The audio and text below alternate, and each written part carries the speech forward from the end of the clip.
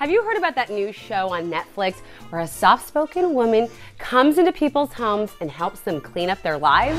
In fact, Amazon's social platform Spark is filled with people making organizational purposes.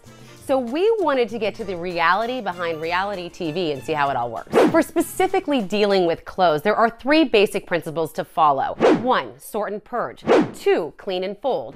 3, compartmentalize and organize. Okay, step 1, sort and purge. Marie says to only keep things that spark joy. Like this shirt sparks joy, I'm keeping it. This shirt, well, not so much. This is a white t-shirt. It doesn't really spark joy for me, but I need a white t-shirt, it's a staple. So that's the only flaw in her theory that I found, is that some things you just need. You need a staple.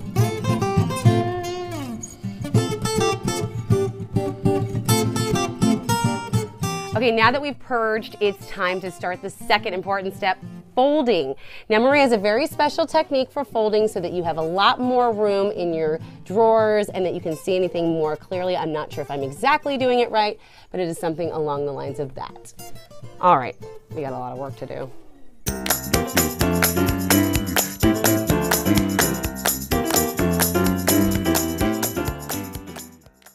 So the system totally works. Look how much space I saved. I even got these cool little bins from IKEA to help organize things a little better. These are my tank tops. But I must admit, I did this about a week ago, and it's a lot to sustain. It is a commitment to keeping things this clean and organized, but it really makes things a whole lot easier. So if I ask my 5-year-old to go clean her messy room, she's usually pretty overwhelmed, and I find her sitting in a corner playing and not cleaning. However, we came up with some basic principles for kids to conquer when it comes to cleaning. Step 1, divide and conquer.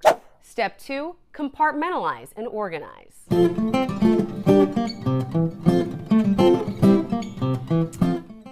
Yeah, I cannot believe I'm letting you guys see my kids' room this messy. Okay, so divide and conquer. So you can actually make this a game. It's pretty fun. You can say, okay, quick, how quick can you round up all the dress-up dresses? So we start just dividing things, getting the dress-up dresses out of the way. And now the little stuff. That is everywhere. So just, you know what? Sometimes I just grab it, throw it in a pile. Stuffed animals go in that pile. Who has so many headbands? This is actually my Barbie. This one too. Step 2, compartmentalize and organize. Grab some clear plastic bins that you can store under the bed and that the kids can easily see through to see their toys. Then it's also super easy for them to pick things up and put them away.